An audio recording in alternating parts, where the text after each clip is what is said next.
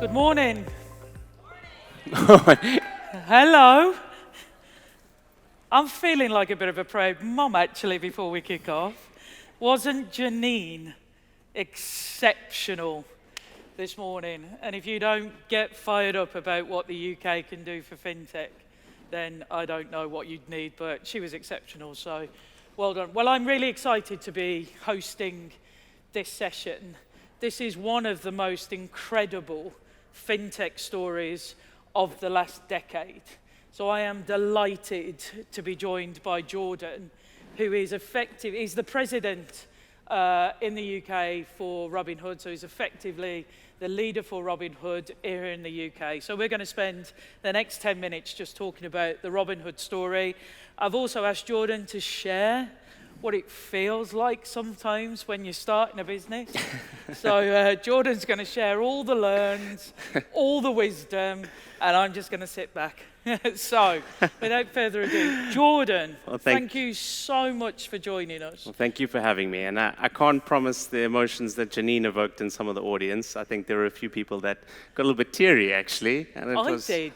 It's amazing. It really was a great way to start. And thank you for having me. Fantastic. What a day. And thank you for supporting and sponsoring us. You guys are a big supporter of Innovate Finance. So, without further ado, Jordan, share what the last 10 years have been like, and where are you now?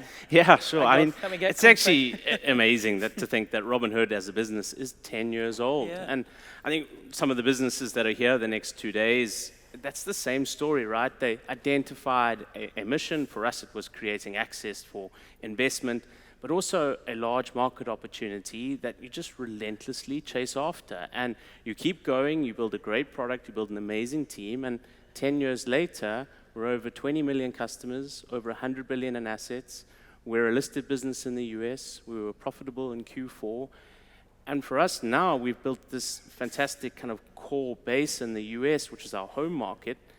But our mission to democratize finance for all and give people access in a fair way where it doesn't matter if you qualify for private banking accounts or you have X amount of income, you should have the same shot as everyone else.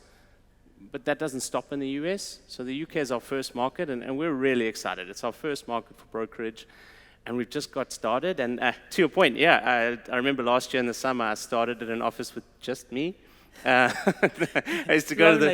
Yeah, it was. And now I've got a team, a full office. You can share these milestones, and our app's now in the App Store, and that's a great place to start, but we've got a long way to go. Yeah, what I love when I speak to Jordan, and we had a chat beforehand, and when you listen to him speak, he picks up on the very thing Janine said this morning about the consumer, the customer, giving everybody a fair chance. And that's what I love about the things that you talk about. Because we had a short call before this, we met here, so I've had 3, maybe 4 conversations with Jordan, and all 4 have put the consumer at the heart of what, and you're doing it just naturally, and that's what's incredible. But tell us why you chose the UK. I know it was me and Janine, but something else. I mean, I think that's a bit of a softball question. Just look at some of the businesses here, and I mean, there's the answer, right? I mean, the UK demonstrates time and time again. It's a fantastic place for innovation, finance, tech, and there already are great success stories. But for us as a business, I think when you say we put the consumer first, it's also understanding how the consumer in the UK is slightly different. Yeah. And when you expand, you can't just take your product, drop it, and say, here, yeah. hey, hope you love it. Yeah. So really talking to UK customers. So for us, when we looked at the opportunity size, is roughly 4 trillion in wealth. The D2C investment space continues to grow every year. But also, the market kind of looks like the US did 10 years ago. Okay. You've got a large incumbent with roughly 40% market share, charging £11.95 per trade, plus 1% commission or 1% FX fees on US trades.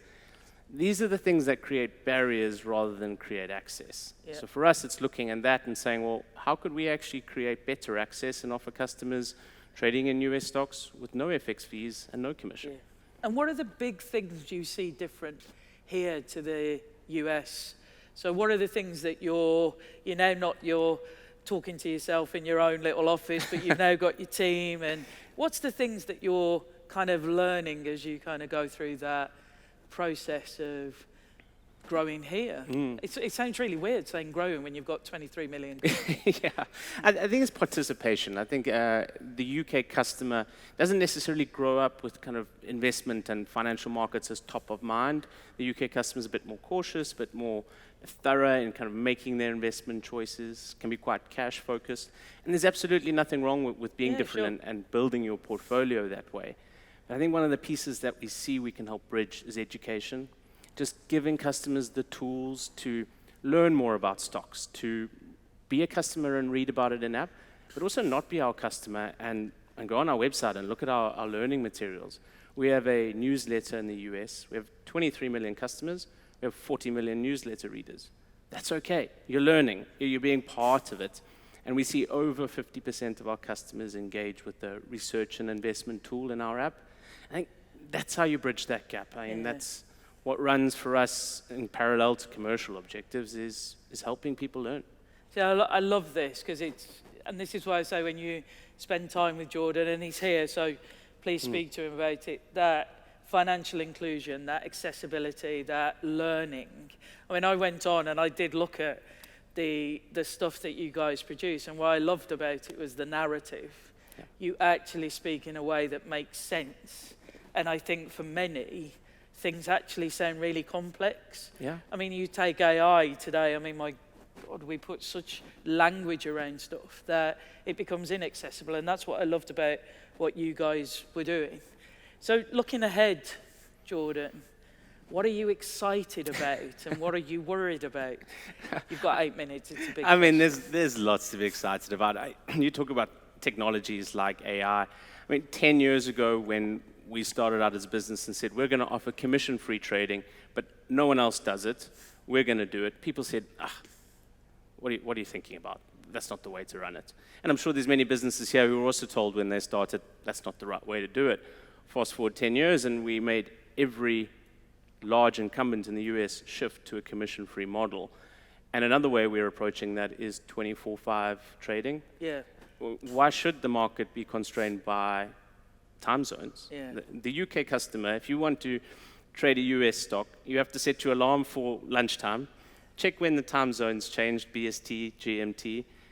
If you're like me, it's a bit, not always, but listening to earnings calls late at night, you think, actually, I want to make an investment based on what I read.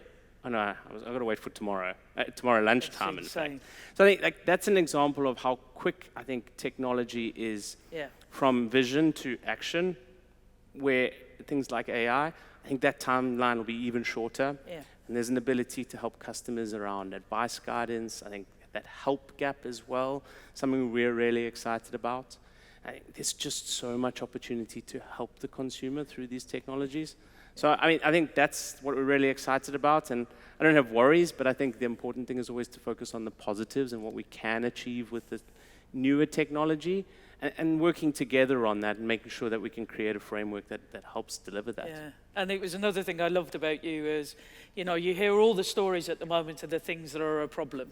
I mean, let's face it, you don't have to look very far, and yet Jordan's sitting here going, we're learning about the UK customer base, we're learning about what works, I'm not worried, we're just going to keep going, and we're going to learn as we...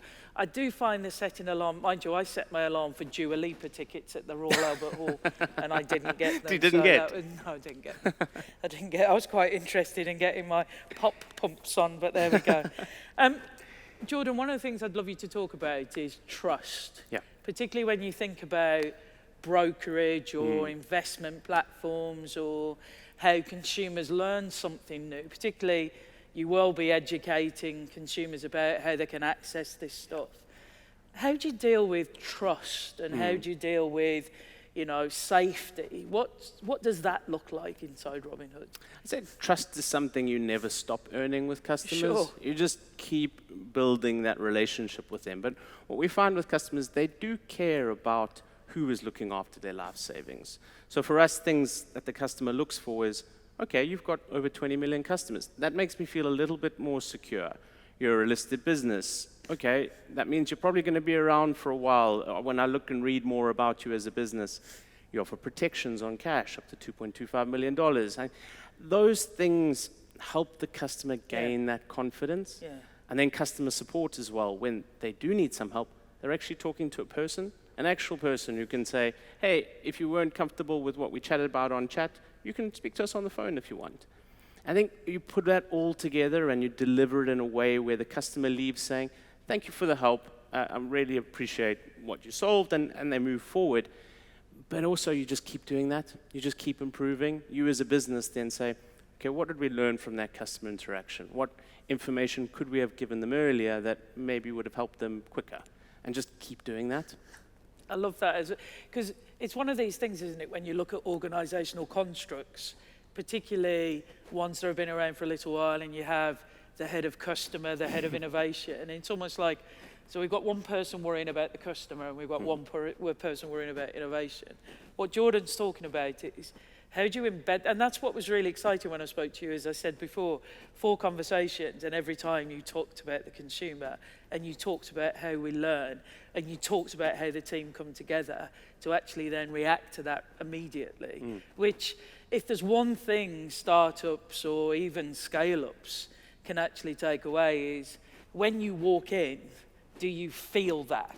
Yeah. And I think that is so important. And that's how I felt when I spoke to you, because you made me go, look, you made me go, walk away. And I was hoping, and I don't have to tell you to download the app. By the end of this, Jordan, don't I think it's those good habits that you start when you're building your business, where you have this relentless focus on customer, on data, where customer number 1 is as important to you as customer number 1,000. Yeah.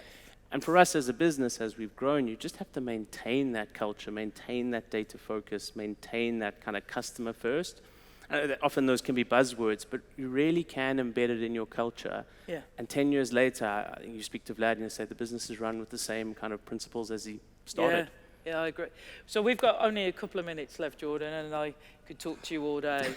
But we've got a lot of startups here today. We've also got some incredible people who support startups, actually. And and a lot of the people who support startups just want them to succeed. Yeah. And what advice or what things would you say you've learned, or you would have loved to have learned quicker as you went through that over the last 10 years? I certainly learned along the way, and I think that's important to recognize that sometimes you made some mistakes in the past, and then you kind of think back and say, what did I learn from that, and then do it differently a little bit later. I think all of our experience build to where you are today. But I'd say that the thing I've learned that holds me in good stead going forward is focus. Yeah. I think international expansion is always one where the technology that a lot of companies have built, particularly in the financial services space, allows them to go beyond borders in a scalable manner. But it's also making sure that, have you built that domestic core business in your home market? Have you really built a customer base and product that is sticky and that you're proud of before you start trying to spread your teams across too many things at once? I think that's something you learn and then do differently. I don't think anyone gets it right the first time, but I think that's important. And then it's also embedding that in your teams. Yeah. Guys, this is what we're going to focus on, and we're going to do it really, really well. And there's some things we just can't do at the same time, but let's make a kind of prioritized and data-driven assessment of that. Yeah, I think I took away when we were chatting was that relentless focus on scope, and not the temptation to go for the other stuff. That will come, but that relentless focus on scope. Jordan, you're incredible. Thank you so much for your time today. I can't encourage you enough this is not just a fabulous business, but it's also an incredible team. And I'm really excited that Jordan is in this community as one of the best fintech leaders and probably one of the best entrepreneurs I've actually had the pleasure to get to know over the last couple of weeks. So Jordan, thank you so much for your time. Thank you. Thank you so much. Far too kind. Thank you. Thank you.